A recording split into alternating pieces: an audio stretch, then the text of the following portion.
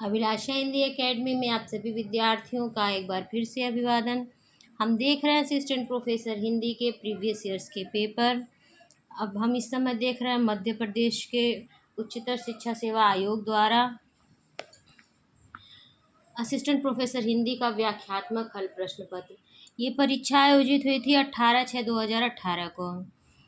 इस प्रश्न पत्र में कुल 200 प्रश्न हैं और 100 प्रश्नों तक हम लोग देख चुके हैं। आज से वीडियो 101वें प्रश्न से शुरू होगी। लेकिन ये प्रश्न पत्र शुरू करने से पहले आप सभी से एक रिक्वेस्ट है, यदि पहली बार चैनल पर आए हैं या अभी तक आपने चैनल को सब्सक्राइब नहीं किया तो ज़रूर सब्सक्राइब कर लीजिए। असिस्टेंट प्रोफेसर और यूजीसी नेट वगैरह की परीक्षाएं जो हिंदी विषय को लेकर देते हैं, उन सभी विद्यार्थियों के लिए मेरे चैनल पर इनमें लगी हुई सभी नाटक, सभी कहानियाँ और सभी निबंधों की प्लेलिस्ट बनी हुई है। यदि आप तैयारी कर रहे हैं सीरियसली तो ज़रूर उनका अवलोकन करें। और हिंदी साहित्य और व्याकरण से संबंधित बहुत ही उपयोगी वीडियोस मेरे चैनल पर बनी हुई है, आप सभी ज़रूर देखें। जो विद्यार्थी टीजीटी, पीजीटी, एलटी ग्रेड किसी की भी तैयारी कर रहे हैं उनके लिए बहुत ही उपयोगी सिद्ध होने वाली है। तो चलिए बिना देर किए शुरू करते हैं। इस प्रश्न पत्र का 101वां प्रश्न है, आचार्य रामचंद्र शुक्ल ने किस कवि से रीतिकाल का आरंभ माना है? मतीराम, केशवदास, चिंतामणि त्रिपाठी या बिहारी से? तो इसका उत्तर होगा सी, आचार्य रामचंद्र शुक्ल ने कवि चिंतामणि त्रिपाठी से रीतिकाल का आरंभ माना है। शुक्ल जी केशवदास को भक्तिकालीन कवि मानते हैं। आचार्य विश्वनाथ प्रसाद मिश्र, डॉक्टर नागेंद्र और गणपति चंद्र गुप्त प्रभृति विद्वानों ने केशवदास को हिंदी में रीति काव्य का प्रवर्तक माना है। मतीराम रीतिबद्ध कवि हैं, बिहारी रीति सिद्ध कवि हैं। 102वां प्रश्न है, कौन सी काव्य कृति घनानंद की कृति नहीं है? ए विरह लीला, बी श्रृंगार शिक्षा, सी सुजान सागर, डी रसकेली वल्ली। इसका उत्तर होगा बी, श्रृंगार शिक्षा घनानंद की कृति नहीं है। श्रृंगार शिक्षा के लेखक वृंद हैं। घनानंद की रचना इस प्रकार हैं: सुजान सार, इश्कलता, विरह लीला, वियोग बेली, कोकसार, कृपाकंद, रसकेली वल्ली, यमुना यश आदि। 103वां प्रश्न है, अणिमा किसकी रचना है? सुमित्रा नंदन पंत, बालकृष्ण शर्मा, सी सूर्यकांत त्रिपाठी निराला है, डी महादेवी वर्मा। तो इसका उत्तर होगा सी, अणिमा सूर्यकांत त्रिपाठी निराला की रचना है। निराला की अन्य रचना इस प्रकार हैं: अनामिका, परिमल, गीतिका, तुलसीदास, कुकुरमुत्ता, बेला, नए पत्ते, अर्चना, आराधना, गीतगुंज, सांध्य काकली। पंडित सूर्यकांत त्रिपाठी निराला को हिंदी में मुक्त छंद का प्रवर्तक माना जाता है। कुछ आलोचक मुक्त छंद को रबड़ या केचुआ छंद भी कहते हैं। 104वां प्रश्न है, नीरजा के रचनाकार हैं? ए राम कुमार वर्मा, बी महादेवी वर्मा, सी जयशंकर प्रसाद, डी सुमित्रा नंदन पंत। इसका उत्तर होगा बी, नीरजा की रचनाकार महादेवी वर्मा हैं। महादेवी वर्मा की रचना है निहार, रश्मि, नीरजा, सांध्य गीत, यामा, दीपशिखा, सप्तपर्णा। महादेवी वर्मा कृत यामा में उनके निहार, रश्मि, नीरजा और सांध्य गीत के महत्वपूर्ण गीतों का संकलन किया गया है। यामा पर महादेवी वर्मा को 1982 में भारतीय ज्ञानपीठ पुरस्कार प्राप्त हुआ। 105वां प्रश्न, युग की गंगा किसकी रचना है? ए केदारनाथ सिंह, बी केदारनाथ अग्रवाल, सी केदारनाथ मिश्र प्रभात या डी रामेश्वर शुक्ल। तो इसका उत्तर होगा बी, युग की गंगा केदारनाथ अग्रवाल की रचना है। केदारनाथ अग्रवाल की अन्य रचनाएं हैं: नींद के बादल, लोक और आलोक, फूल नहीं रंग बोलते हैं, आग का आईना, गुल मेहंदी, पंख और पतवार, बम्बई का रक्त स्नान, हे मेरी तुम, मार प्यार की थापें, कहे केदार खरी खरी, अपूर्वा, जमुंजल तुम, बोल बोल अबोल, जो शिलाएं तोड़ते हैं, आत्मगंध, बसंत में हुई प्रसन्न पृथ्वी। 106वां प्रश्न है, आत्महत्या के विरुद्ध किसकी रचना है? केदारनाथ अग्रवाल, हरिवंश राय बच्चन, रघुवीर सहाय या दुष्यंत कुमार। तो इसका उत्तर होगा सी, आत्महत्या के विरुद्ध रघुवीर सहाय की रचना है। रघुवीर सहाय की अन्य रचनाएं हैं: सीढ़ियों पर धूप में, हंसो हंसो जल्दी हंसो, लोग भूल गए हैं कुछ पते कुछ चिट्ठियां, एक समय था आदि। 107वां प्रश्न है, मेरे राम का मुकुट भीग रहा है निबंध संग्रह के लेखक हैं? ए कुबेरनाथ राय, बी विद्यानिवास मिश्र, सी हजारी प्रसाद द्विवेदी या विवेकी राय।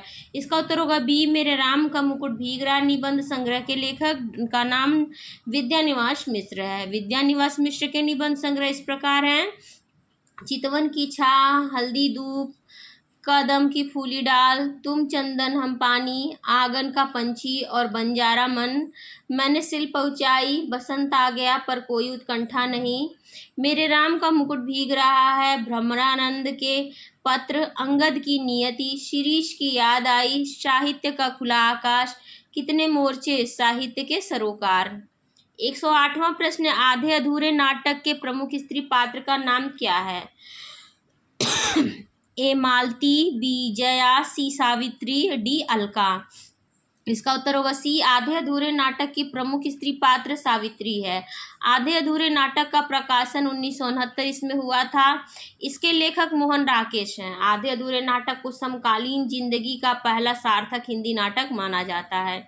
आधे अधूरे नाटक को मील का पत्थर भी कहा जाता है। मोहन राकेश के नाटक इस प्रकार हैं: आषाढ़ का एक दिन, लहरों के राजहंस, पैरों तले जमीन, अंडे के छिलके, सिपाही की माँ, प्यालियां टूटती हैं, बहुत बड़ा सवाल, रात बीतने तक, छतरियां, शायद, 109वां प्रश्न, अमृतलाल नागर ने अपने किस उपन्यास में दहेज समस्या की ओर संकेत किया है? ए अमृत और विष, बी बिखरे तिनके, सी अग्निगर्भा, डी नाच्यो बहुत गोपाल। तो इसका उत्तर होगा सी, अमृतलाल नागर ने अपने अग्निगर्भा उपन्यास में दहेज समस्या की ओर संकेत किया है। अमृत और विष 1966 इसमें भारतीय गणतंत्र के 15 वर्षों का राजनीतिक एवं सांस्कृतिक पुनर्जागरण का चित्रण किया गया है। नाच्यो बहुत गोपाल 1978 में भंगी समाज का इतिहास एवं उनके वर्तमान जीवन का नारकीयता का गहरी संवेदनात्मकता के साथ चित्रण किया गया है। नागर जी के उपन्यास हैं महाकाल, सेठ बाके लाल, बूंद और समुद्र, शतरंज के मोहरे, सुहाग के नुपुर, अमृत और विष, सात घूंघट वाला मुखड़ा, मानस का हंस, नाच्यो बहुत गोपाल, खंजन नयन, बिखरे तिनके, अग्निगर्भा और पीढ़ियां। 110वां प्रश्न, इनमें से कौन सा हजारी प्रसाद द्विवेदी का उपन्यास नहीं है? ए चारुचंद्र लेख, बी सत्याग्रह, सी बाणभट्ट की आत्मकथा या डी पुनर्नवा। इसका उत्तर होगा बी सत्याग्रह हजारी प्रसाद द्विवेदी का उपन्यास नहीं है, बल्कि यह ऋषभ चरण जैन का उपन्यास है। ऋषभ चरण जैन के अन्य उपन्यास इस प्रकार हैं: पैसे का साथी, दिल्ली का व्यभिचार, वेश्यापुत्र, मास्टर साहब, रहस्यमयी, दिल्ली का कलंक, चंपाकली, हिज हाइनेस, मैखाना, तीन इक्के, दुराचार के अड्डे, अन्य विकल्प, चारुचंद्र लेख, बाणभट्ट की आत्मकथा, पुनर्नवा हजारी प्रसाद द्विवेदी के उपन्यास हैं।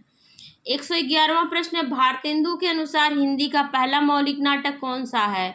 ए नहुष, बी पारिजात हरण, सी पद्यवती, सी डी विश्वामित्र। इसका उत्तर होगा ए, भारतेंदु के अनुसार हिंदी का पहला मौलिक नाटक नहुष है। नहुष नाटक के लेखक भारतेंदु के पिता पंडित गिरिधर दास हैं। भारतेंदु के अनुसार नहुष की रचना विशुद्ध नाटक रीति तथा पात्र प्रवेश आदि नियम रक्षण को ध्यान में रखकर की गई है। नहुष नाटक पद्य भाषा में लिखा गया है। 112वां प्रश्न, इनमें से कौन सा नाटक भारतेंदु का नहीं है? ए सत्य हरिश्चंद्र, बी मयंक मंजरी, सी भारत दुर्दशा, डी प्रेम योगिनी। इसका उत्तर होगा बी, मयंक मंजरी नाटक भारतेंदु का नहीं है, बल्कि किशोरी लाल गोस्वामी का है। गोस्वामी जी का अन्य नाटक प्रयणिनी परिणय भारतेंदु के नाटक हैं।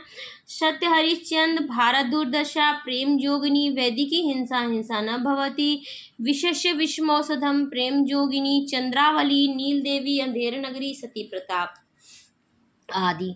113वां प्रश्न, सद्य पर निवृत्ते कांता सम्मित तयोपदेश युजे कथन किसका है? ए वामन का, बी मम्मट का, सी भरत मुनि का, डी हेमचंद्र का। तो इसका उत्तर होगा बी, संध्या परिनिर्वित्रे कांता सम्मित तयोपदेश युजे कथन मम्मट का है। मम्मट ने 10 भागों में काव्य प्रकाश ग्रंथ की रचना की है। मम्मट ध्वनि विरोधी आचार्य हैं। वामन रीति संप्रदाय के प्रवर्तक आचार्य हैं। इन्होंने रीति आत्मा काव्य से कहकर रीति को काव्य की आत्मा माना है। भरत मुनि नाट्य शास्त्र की रचना की है। नाट्य शास्त्र को पंचम वेद भी कहा जाता है। भरत मुनि को संस्कृत काव्य शास्त्र का प्रथम आचार्य माना जाता है। 114वां प्रश्न, उत्पत्तिवाद किस आचार्य का सिद्धांत है? भट्टनायक, भट्टलोल्लट, अभिनवगुप्त या शंकुगुप्त। इसका उत्तर होगा बी, रस निष्पत्ति के संबंध में उत्पत्तिवाद सिद्धांत भट्टलोल्लट का है। भट्टनायक ने निष्पत्ति का अर्थ मुक्ति से लिया है और इनका सिद्धांत है भोगवाद। अभिनवगुप्त का मत है अभिव्यक्तिवाद और शंकुक का मत है अनुमितिवाद। 115वां प्रश्न, आचार्य आनंदवर्धन किस संप्रदाय के आचार्य माने जाते हैं? अलंकार, बी वक्रोक्ति, सी ध्वनि, डी औचित्य। इसका उत्तर होगा सी। आचार्य आनंदवर्धन ध्वनि संप्रदाय के आचार्य हैं। इनका ध्वनि संबंधी ग्रंथ ध्वन्यालोक है। अलंकार संप्रदाय के प्रवर्तक आचार्य भामा हैं। वक्रोक्ति के प्रवर्तक कुंतक हैं तथा औचित्य के प्रवर्तक क्षेमेंद्र हैं। अभिनवगुप्त ने ध्वन्यालोक की टीका ध्वन्यालोकलोचन नाम से की है। 116वां प्रश्न, आचार्य शंकु किस मत के प्रवर्तक माने जाते हैं? ए अभिव्यक्तिवाद, बी अनुमितिवाद, सी भुक्तिवाद, डी उत्पत्तिवाद। इसका उत्तर होगा बी।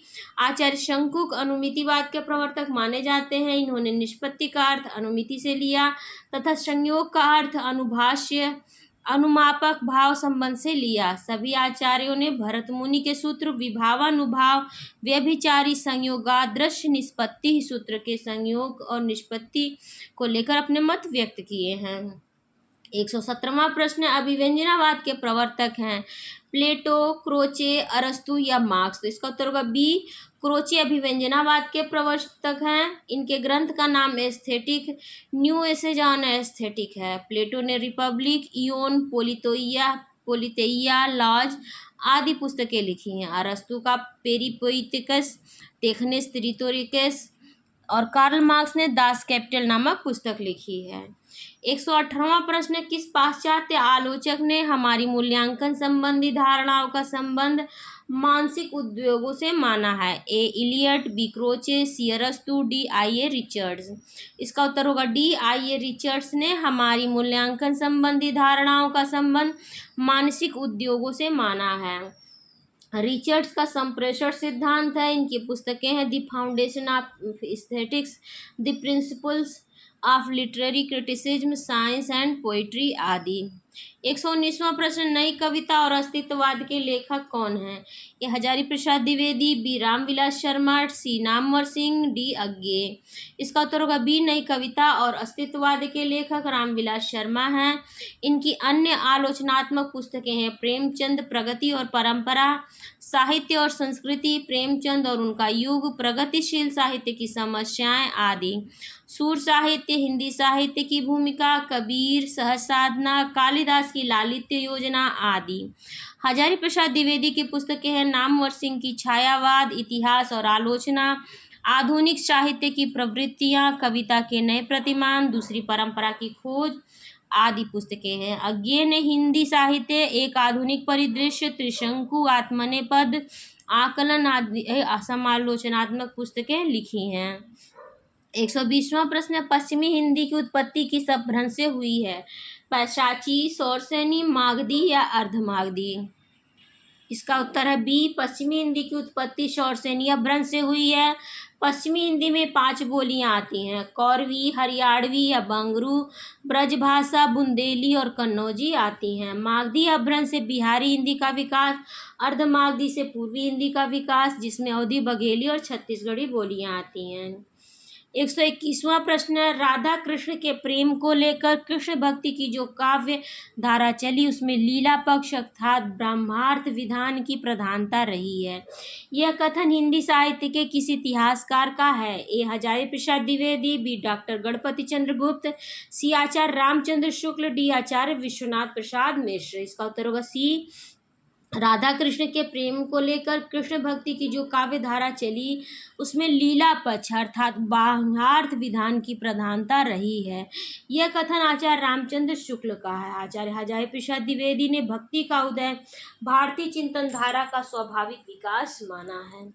122वां प्रश्न, मेरी भव बाधा हरौ देव दोहा निम्न में से किस कवि का है? ए बिहारी, बी रहीम, सी कबीर, डी रसखान।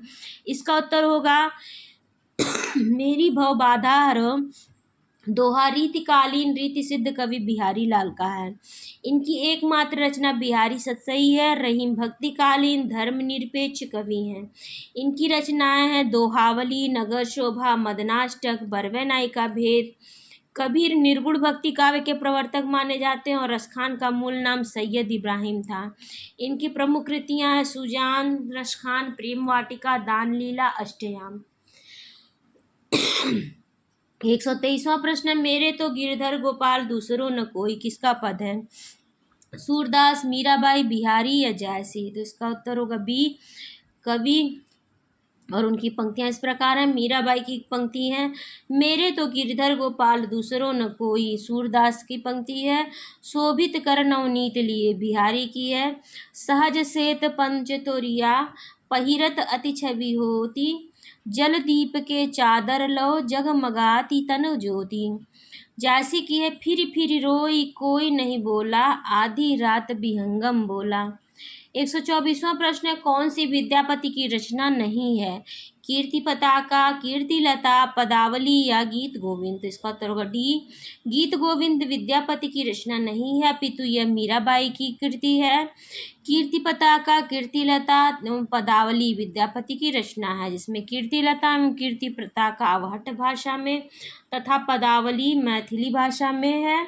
डॉक्टर बच्चन सिंह ने विद्यापति को जातीय कवि कहा है। आचार्य हजारी प्रसाद द्विवेदी ने विद्यापति को श्रृंगार रस के सिद्ध वाक कवि कहा है। 125वां प्रश्न, निम्नलिखित में से कौन संत कवि नहीं है? ए दादू, बी सुंदरदास, सी कबीरदास, डी श्रीधर पाठक? इसका उत्तर होगा डी, श्रीधर पाठक संत कवि नहीं है, अपितु द्विवेदी युग के स्वच्छंदतावादी कवि हैं। दादू दयाल, सुंदरदास एवं कबीरदास भक्ति काल के निर्गुण ज्ञानाश्रय शाखा के संत कवि हैं। संत कवियों में सुंदरदास सर्वाधिक पढ़े लिखे संत थे। दादू धुनिया जाति के थे। दादू दयाल की बानियों का संग्रह उनके शिष्य संत दास और जगन्नाथ दास ने हरड़े बानी शीर्षक से किया।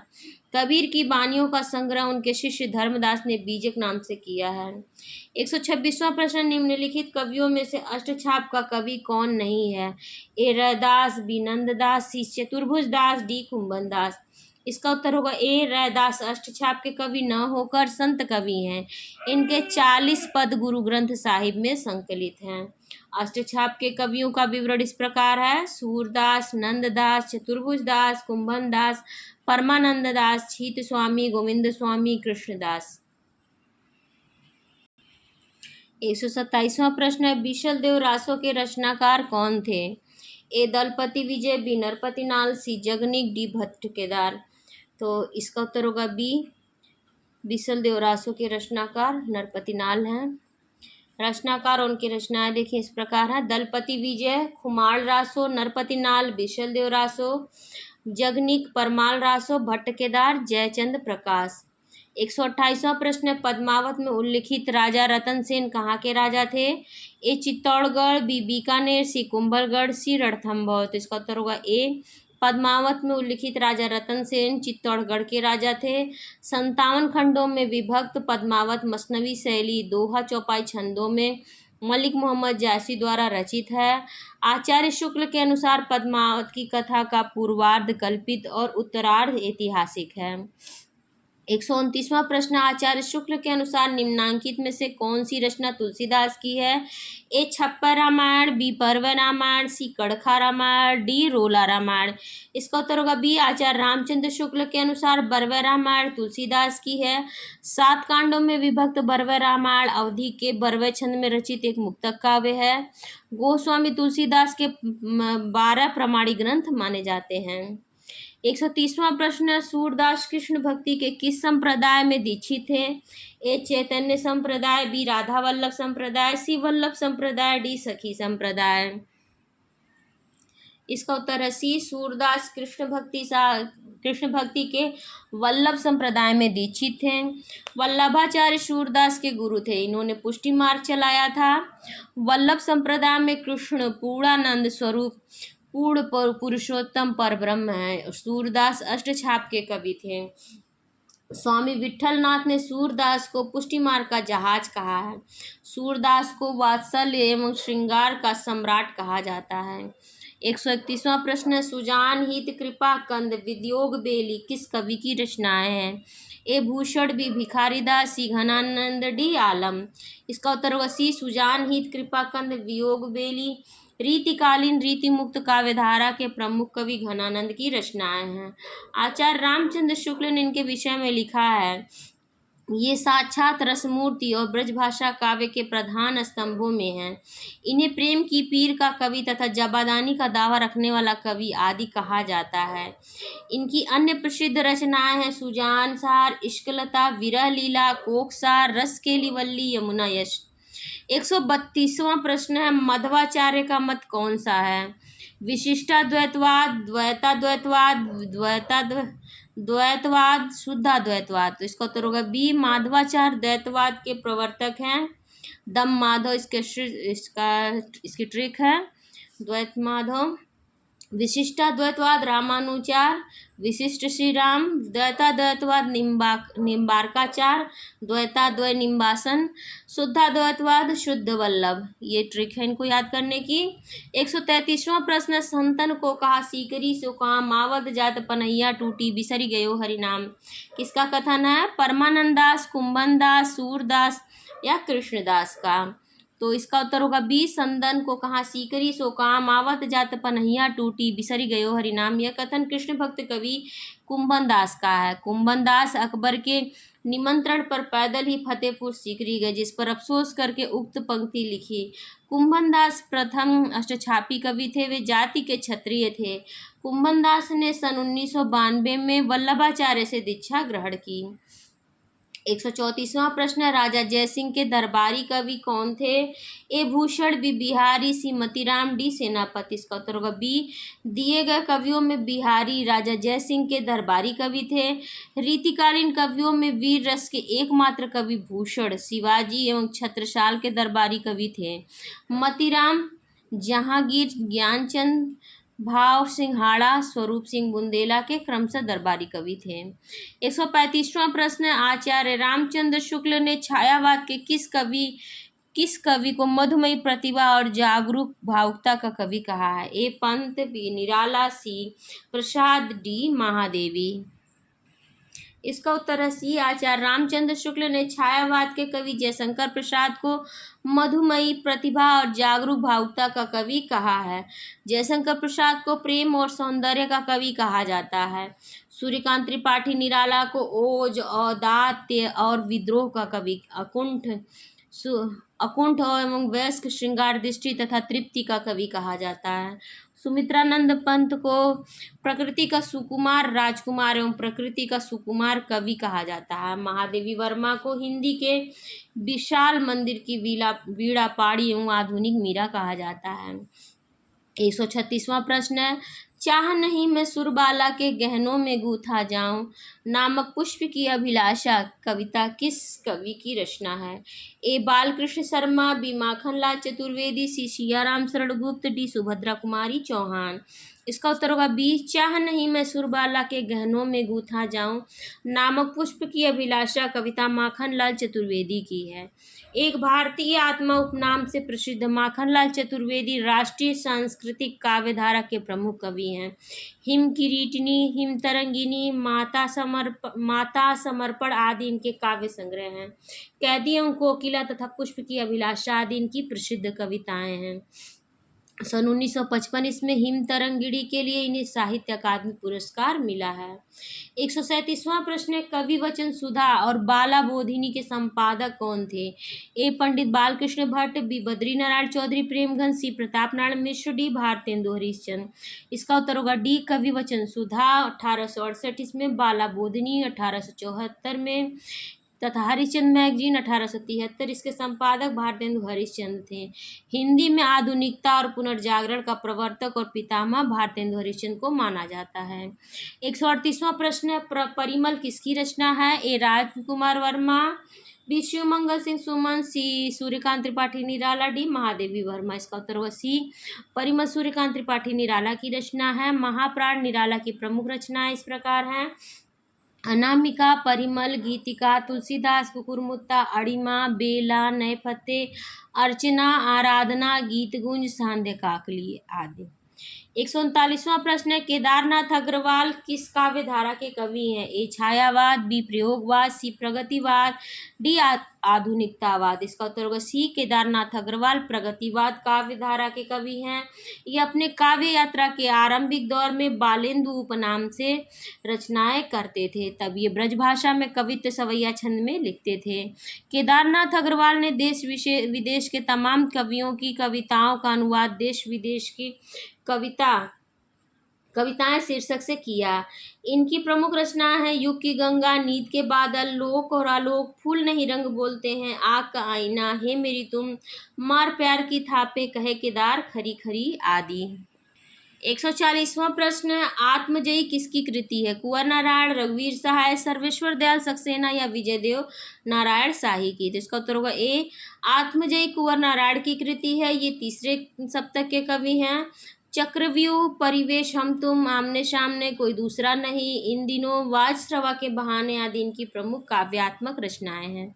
141वां प्रश्न है, कौन सा काव्य संग्रह सुमित्रा नंदन पंत का नहीं है?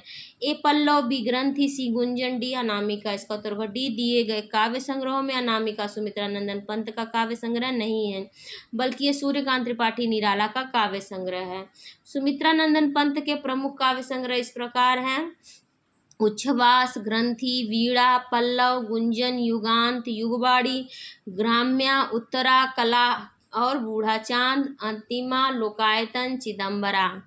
142वां प्रश्न, निम्नलिखित में से कौन विशुद्ध राष्ट्रीय भावधारा का कवि नहीं है? ए सोहनलाल द्विवेदी, बी माखनलाल चतुर्वेदी, सी नागार्जुन, डी दिनकर। इसका उत्तर होगा सी, दिए गए कवियों में नागार्जुन विशुद्ध राष्ट्रीय भावधारा के कवि नहीं है, बल्कि ये प्रगतिवादी विचारधारा के कवि हैं। नागार्जुन को प्रगतिवाद का शलाका पुरुष कहा जाता है। डॉक्टर बच्चन सिंह ने इनकी कविताओं को नुक्कड़ कविता की संज्ञा दी है। शेष सोहनलाल द्विवेदी, माखनलाल चतुर्वेदी और रामधारी सिंह दिनकर राष्ट्रीय सांस्कृतिक भावधारा के प्रमुख कवि हैं।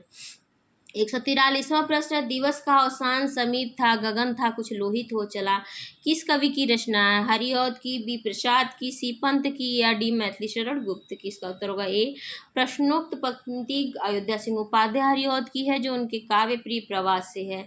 शेष का विवरण इस प्रकार है। जयशंकर प्रसाद की प्रसिद्ध पंक्ति है, मानव जीवन वेदी का परिणय हो, विरह मिलन का, दुख सुख दोनों नाचेंगे, खेल आँख का मन का। सुमित्रा नंदन पंत की पंक्ति है, अरुण अधरों की पल्लव प्रात, मोतियों सा हिलता हिमहास।